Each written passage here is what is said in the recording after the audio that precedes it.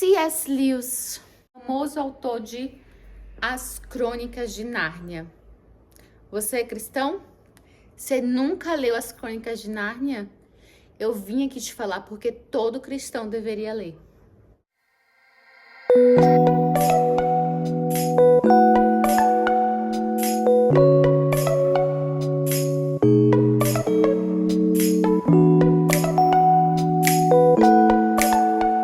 Eu vou dividir esse livro em algumas partes. Primeiro, contar um pouquinho quem foi o C.S. Lewis, sem entrar muito na história de Nárnia, te contar que mundo é esse. Depois eu vou fazer os paralelos das Crônicas de Nárnia com a Bíblia, a Bíblia Sagrada, e falar sobre as problemáticas que no mundo de hoje a gente não pode deixar de discutir, que existia na escrita, assim, de C.S. Lewis e praticamente a grande maioria dos autores daquela época. No mundo de hoje, a gente não pode deixar isso por isso mesmo.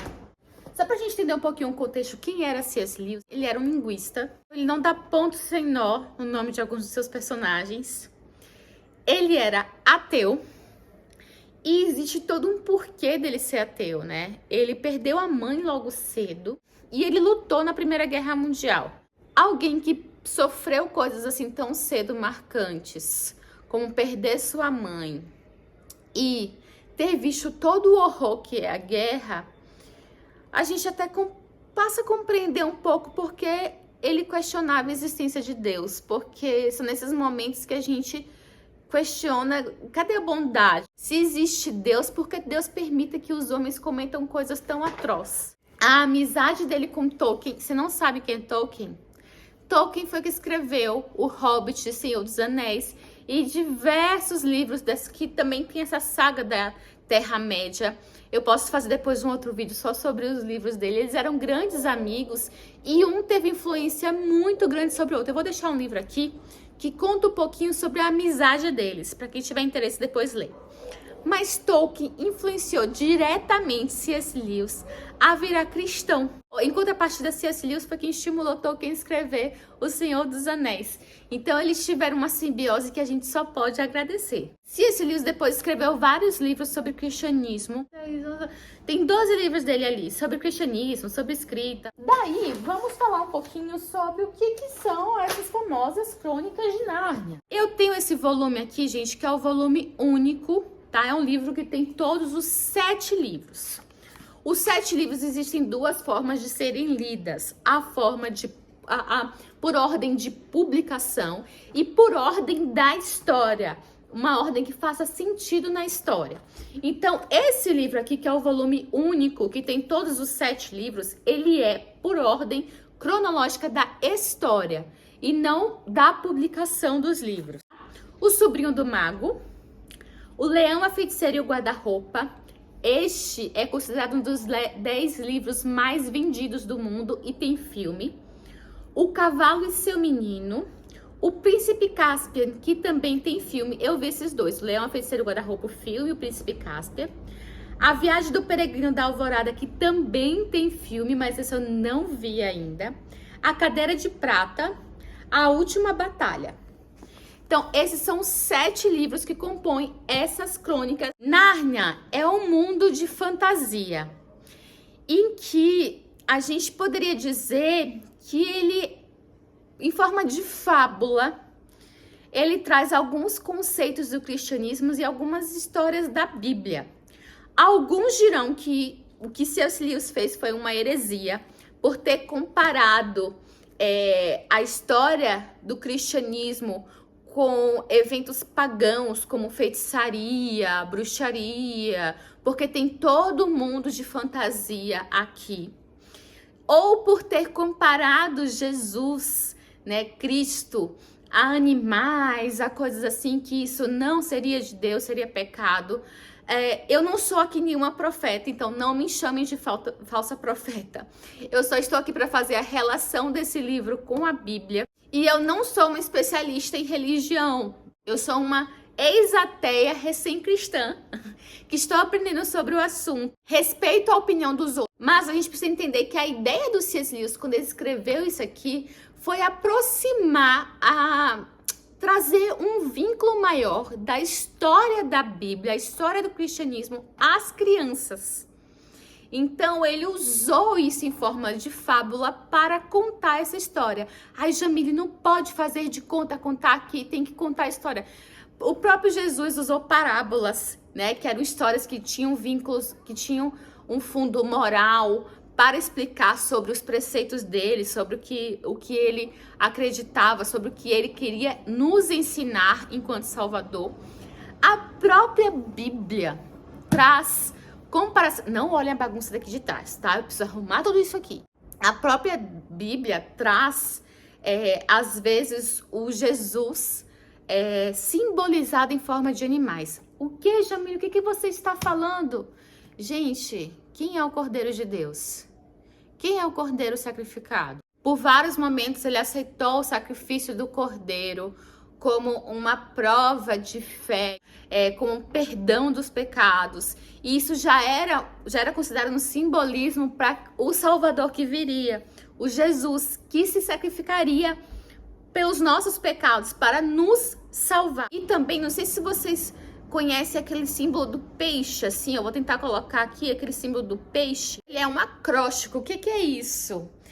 O nome de peixe em grego, ele peraí que eu tenho que falar assim, ictis. Tô falando grego mesmo. Ictis.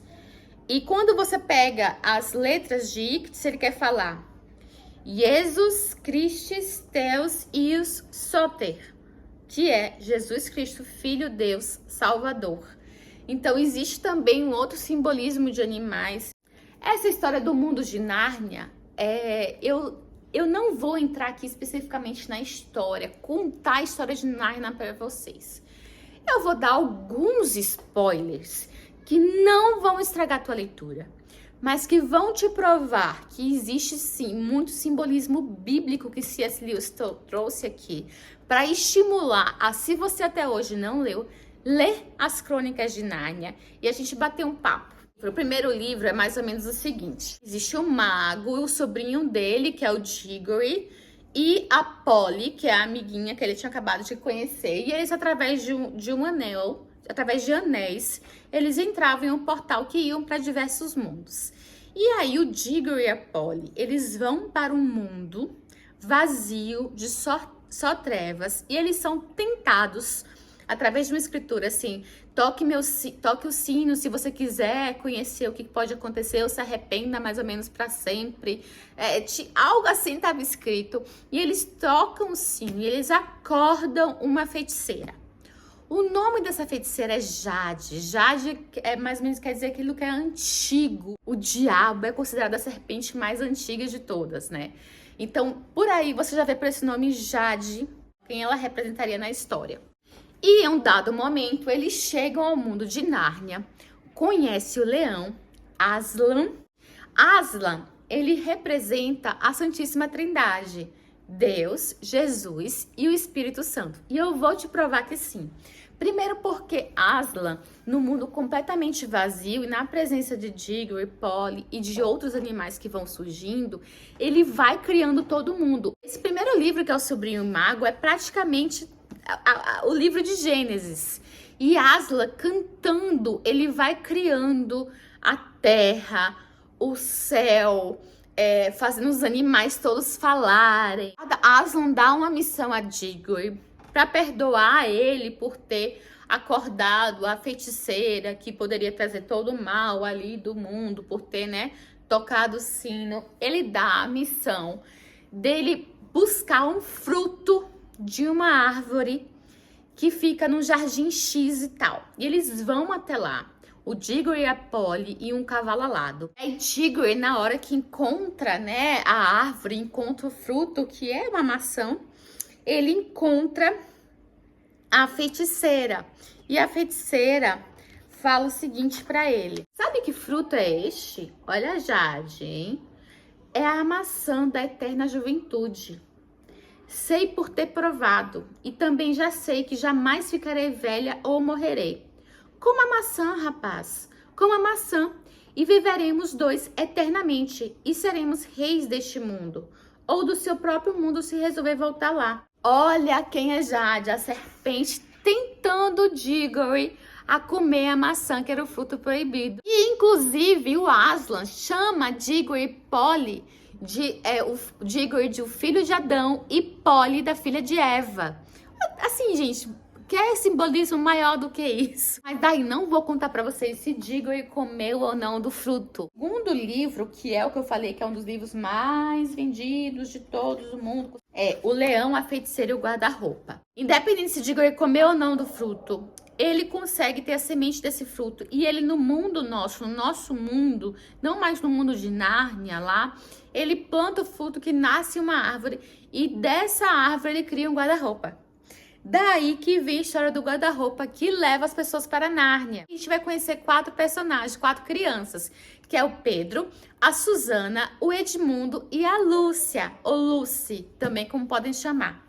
Lúcia, que é a mais nova de todos esses irmãos, né? São irmãos, que é a mais nova de todas. Ela entrando no guarda-roupa, ela acaba entrando no mundo de Nárnia. E depois ela volta e ninguém acredita nela, né? Ela é a mais inocente e mais pura, e ela consegue encontrar logo esse mundo. Depois os irmãos também acabam encontrando esse mundo, eles vão até lá. Para mim esse é um dos livros mais bonitos e que eu fiquei muito comovida. Pedro é considerado sempre, né, o irmão mais velho, que comanda tudo. A Susana, a mãe, que acaba cuidando dos irmãos. Edmundo, chato, que tudo duvida, que tudo reclama. A Lúcia, mais fofinha, inocente. Assim, eles não são apresentados. E Edmundo, ele comete uma grande traição. Ele acaba, de alguma forma, traindo os irmãos e se juntando à feiticeira branca. E a feiticeira, nessa traição de Edmundo, acaba aprisionando Edmundo e ela diz que ela vai sacrificar o Edmundo. Tem um momento em que Aslan, ele caminha numa parte escura sozinho para pensar, que representa, né, Jesus ali caminhando no deserto sozinho, que a gente tem essa passagem na Bíblia.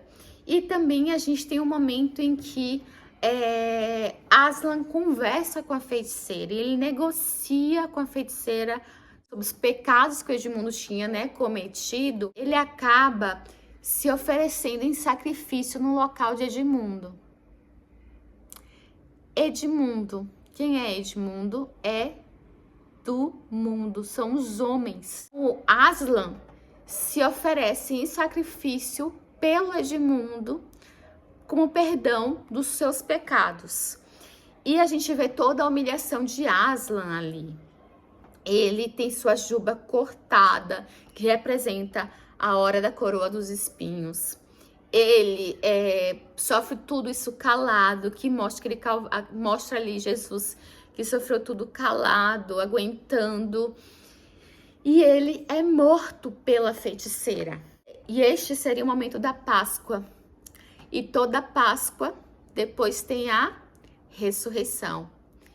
E Aslan renasce, ressuscita, ressurge num momento muito bonito. O momento da humilhação e da morte de Aslan é sofrido, dá vontade de chorar. No filme é mais impactante ainda até do que no livro. No filme, acho que eles fizeram isso muito bem. E a ressurreição dele é muito linda. Então, assim, simbolismo maior não tem. Não vou contar aqui mais parte da história, do que acontece depois da ressurreição de Aslan. Deixar para vocês verem o filme, ou melhor, lerem o livro. O terceiro livro é O Cavalo e Seu Menino. E daí, ele é a história de Moisés. Por quê? É tão bonitinho. Uma coisa que eu esqueci também, também tem o simbolismo de Jesus ser conhecido como leão, né? Ele é chamado do leão de Judá, que Judá era um dos filhos de Jacó, né? Era um dos filhos de Jacó e toda dessa descendência. Então, Shasta, que é o menino, né, domina seu cavalo, ele é a história de Moisés. Shasta também foi abandonado quando bebê e foi criado por outras pessoas, mas o tempo todo ele esteve sob a proteção divina, né? Deus sempre esteve ali protegendo de alguma forma. No momento que o Shasta foi abandonado, tem aqui no livro, né, que quando o pescador acabou encontrando ele. Levantei-me da enxerga e fui tomar o ar fresco da praia e contemplar o luar sobre as águas. Foi quando percebi um ruído de remos na minha direção e ouvi um choro miúdo. Pouco depois, a maré trazia à praia uma canoa, onde estava apenas um homem envergado de fome e sede e que parecia ter morrido havia poucos instantes, pois ainda estava quente, um cantil vazio e uma criança que ainda vivia. Então, Shasta, depois a gente descobre que ele era filho do rei da Calormânia, que era um dos reinos que tinha ali próximo ao mundo de Nárnia, assim como Moisés era do Egito. E a gente vê todo o retorno, né, de Shasta, sua terra natal, que é o príncipe Cáspian. Nessa história, a gente vai falar sobre aqueles que creem e que não creem. A gente vai falar sobre a perda da fé das pessoas. Um reino lá que vivia sempre em briga e que quis dominar Nárnia, e todos ficam na expectativa de Aslan voltar para ajudá-los. O príncipe Cáspian acaba tocando essa corneta e acaba chamando de volta todas as 4 crianças, né, que vivem no mundo dos humanos. O Pedro, a Susana, o Edmundo e Lucy. E eles voltam para ajudar a salvar Nárnia. E Lúcia, por mais crer em Aslan, é a que primeiro vê. E só depois que todo mundo começa a crer novamente em Aslan, acreditar novamente nele, é que os narnianos conseguem ser salvos com a ajuda dele, de Aslan. Então, Aslan só retorna depois que todos creem nele. E isso também tem várias passagens da Bíblia. O próximo livro é A Viagem do Peregrino da Alvorada, que surge um personagem novo, o Eustáquio, que é um menino muito chato. O Eustáquio é um menino muito avarento. E por ser avarento, ele acaba sendo transformado em um dragão. E a gente vê ali como Eustáquio se arrepende. O Peregrino da Alvorada é bem aventura, gente. Eles conhecendo várias ilhas, cada ilha tem uma história, tem uma moral por trás para trazer ali pra gente. É muito legal. Mas para mim, a parte mais bonita tá ali mais pro final, quando eles conseguem chegar perto do fim do mundo, o céu fim do mundo. E ali a gente tem outro simbolismo muito importante.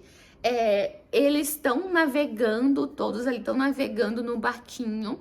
E aí eles são convidados por um cordeiro a comer peixe.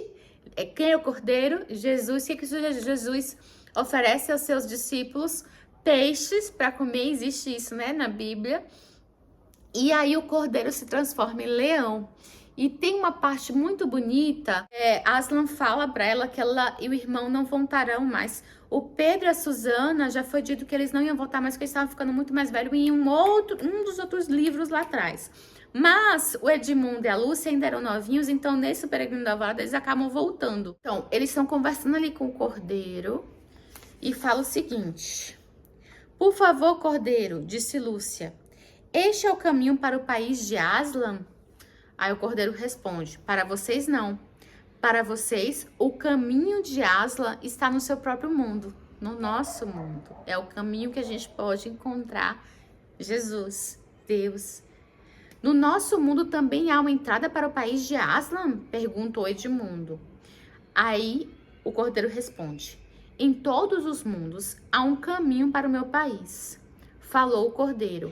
E enquanto ele falava, sua brancura de neve transformou-se em ouro quente, modificando-se também em sua forma. E ali estava o próprio Aslan, erguendo-se acima deles e irradiando luz da sua juba. Yes! O cordeiro se transforma em leão. Aslan! Exclamou Lúcia. Ensine para nós como poderemos entrar no seu país partindo do nosso mundo. Aí ele responde: irei ensinando pouco a pouco. Não direi se é longe ou é perto. Só direi que fica do lado de lá de um rio. Mas nada temam, pois sou eu o grande construtor da ponte. Venham, vou abrir uma porta no céu para enviá-los ao mundo de vocês. Por favor, Aslan, disse Lúcia, antes de partirmos, pode dizer-nos quando voltaremos a Nárnia? Por favor, gostaria que não demorasse. Aí ele responde: minha querida, você e seu irmão não voltarão mais a Nárnia. Aslan! Exclamam ambos entristecidos. Já são muito crescidos. Têm de chegar mais perto do próprio mundo em que vivem. Nosso mundo é Nárnia, soluçou Lúcia. Como poderemos viver sem vê-lo? Aí ele responde: Você há de encontrar-me, querida. Está também em nosso mundo? Perguntou Edmundo. Aí, olha, gente, olha. Estou, mas tenho outro nome. Tende a aprender a conhecer-me por esse nome. Foi por isso que os levei a Nárnia, para que, conhecendo-me um pouco, venha conhecer-me melhor. Estou, não vai dar pra ver, arrepiada, porque toda vez que eu leio isso aqui, estou arrepiada. Em seu mundo eu tenho outro nome. Eu amo essa parte, eu amo essa parte. Tem um pouquinho de spoiler, mas não estraga a leitura. Juro que não estraga. Vamos mais, vamos mais. Tô falando que cada livro tem alguma referência a um pouco ao simbolismo do cristianismo. Aí o próximo é a cadeira de prata. Gente, vai ter muito mais simbolismos que eu não estou falando aqui, tá? Que eu nem citei aqui. Existem livros que falam sobre os simbolismos de Nárnia, em relação ao cristianismo, em relação à Bíblia. Existem livros que falam sobre isso. Então, eu aqui resumi só os principais para vocês e alguns que eu pude identificar e também quando eu fui ler e procurar, me pareceram muito óbvios. Mas se vocês, inclusive, lembrarem de outros, podem falar aqui embaixo. A cadeira de prata surge uma outra personagem, a Gil. E Eustáquio volta nessa. Aquele menininho chato, ele volta nessa história de novo. E eles vão para o mundo de Nárnia.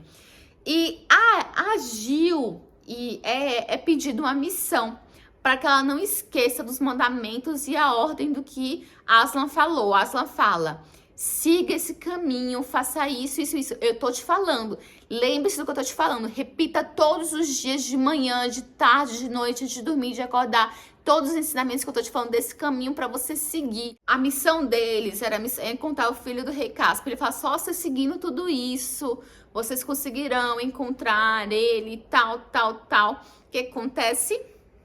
As crianças, por falta de fé, acaba não seguindo exatamente os ensinamentos do que Aslan tinha pedido. Aí tem o brejeiro, que é um sapo, que tava ali junto com eles, que ele fala bem assim: provocamos a ira, quando tudo começa a dar errado, né?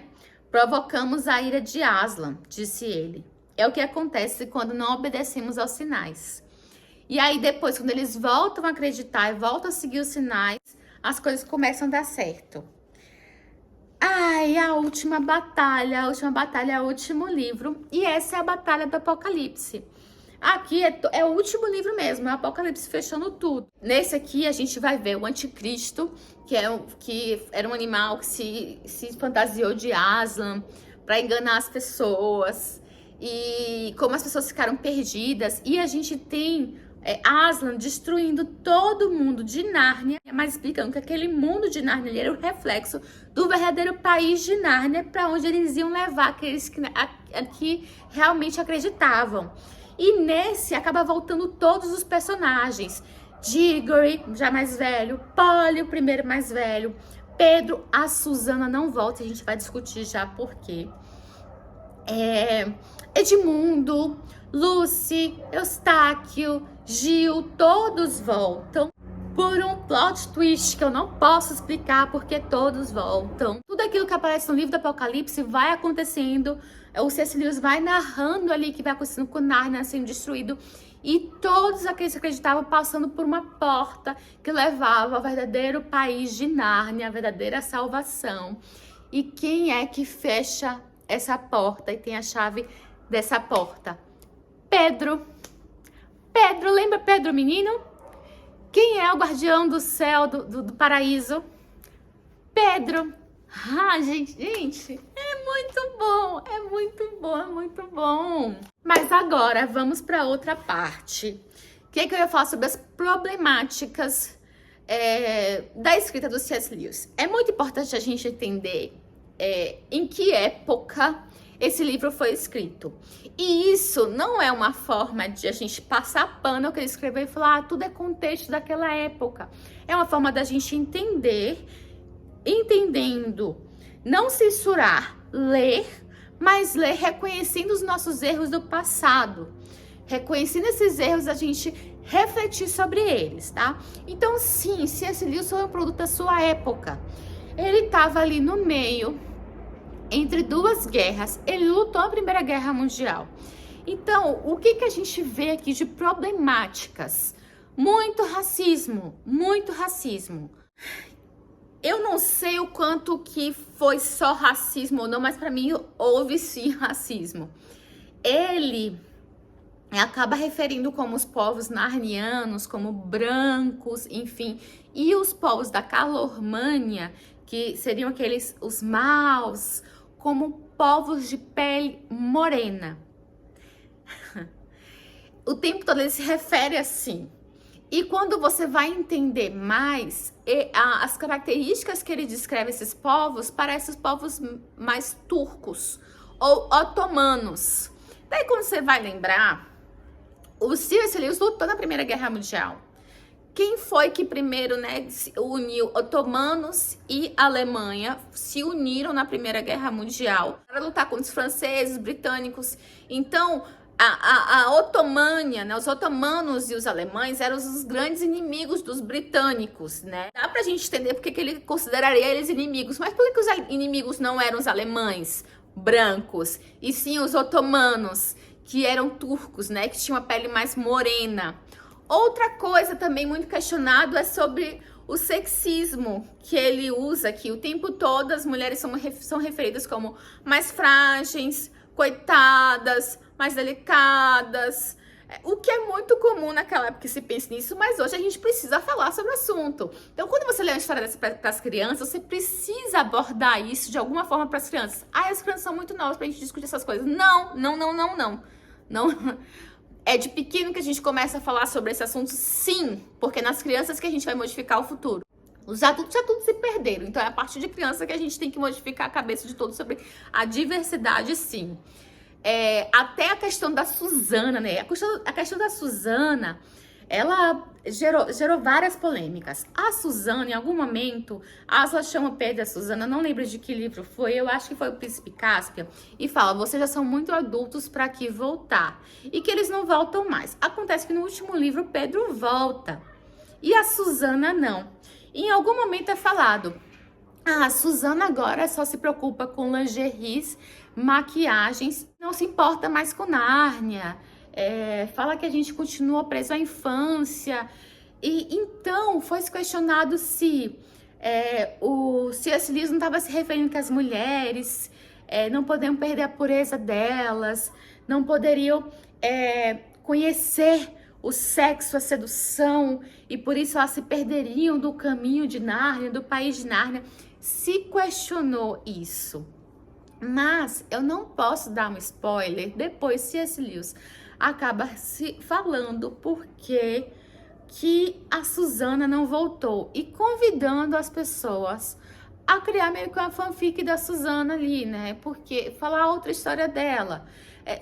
Ser só adulta não é um motivo para ela não ter voltado a Nárnia, porque o Diggory velho, a Polly velha, o Pedro já adulto, o Edmundo já adulto, a Lúcia já adulta, acabam voltando para Nárnia no final, né? Só a Susana que não. Então existe esse questionamento aí se ele tinha sido puritano nessa questão ou não.